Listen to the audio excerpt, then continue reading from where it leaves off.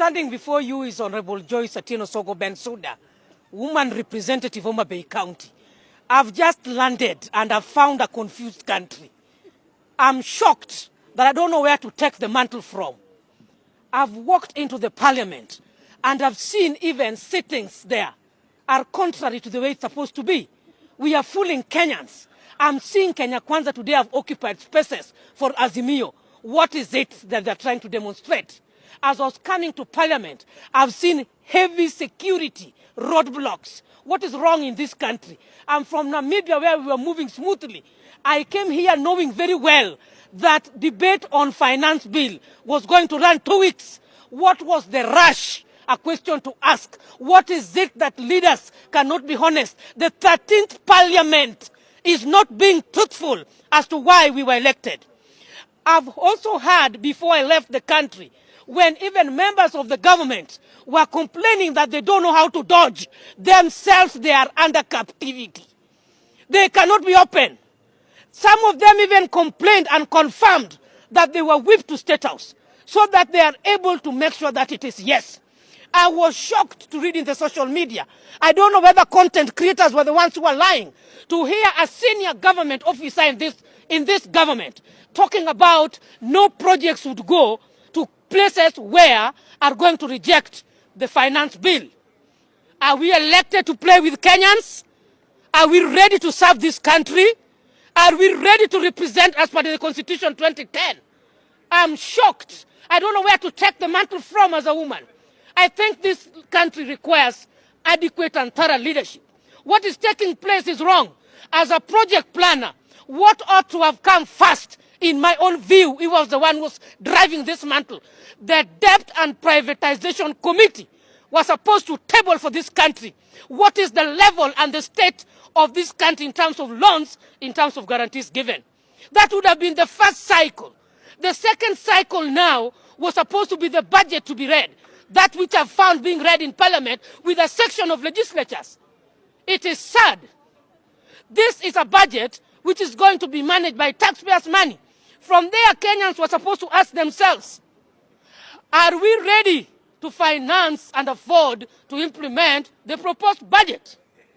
Then the third stage now was the finance bill, which was supposed to now take care of how are we going to finance our budget? What are the loans that we are going to give? Have we optimized our debt levels that we don't need to go under debts? I went into a country which is only 2.5 million, and they are sustaining their projects. What is this problem? What is this monster in this country that we cannot revive the existing projects? We cannot start by sustaining what we have. Why do we rush into taxation? The content creators to be taxed at 15%. Do we even train them? Do we offer them opportunities? We are talking of a digitalized country. If we can tax each and everything, even my hair itself today, I cannot afford it because they are already even taxing what is going to be for the hairdressers. This is a nation that requires rigorous advocacy and true leadership. At this pace, I don't know where we are heading to. This is a country that requires real prayers. We are lost, and that's what I can say. We must come out from being lost. 1.5% tax, housing levy. I don't even want to hear that. Whether it is 0.1%, I'm not taking it up. Why? Remember, I'm a primary school teacher. I took loan during that time and built my house. Teachers are organized people. Even I was waiting to represent my teachers. What was this rush of voting yesterday? What was this rush? What was this rush? What is it that we were feeling yesterday at night? We should not force people into a framework without consultation. I believe that public participation should be adequate. This finance bill did not undergo a relevant and secure public participation. The Kenyans are just getting glimpses of it. How do you tax somebody who's already having a thatched greenhouse and is comfortable doing agriculture at home? Then you keep on talking of many things, zero rating exempt, zero rating exempt, zero rating exempt. What are you talking about?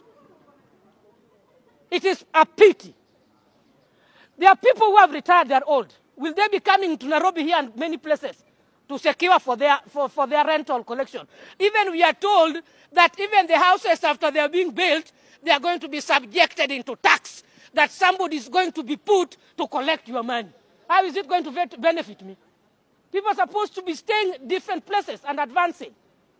Who consulted me on 1.5% reduction from 3%? Were you self-consulted? Do you need that house? We are joking with this country, and people must rise in arms. When you see policemen shunning away the voices of Kenyans, something is pretty wrong. And the leaders must come out.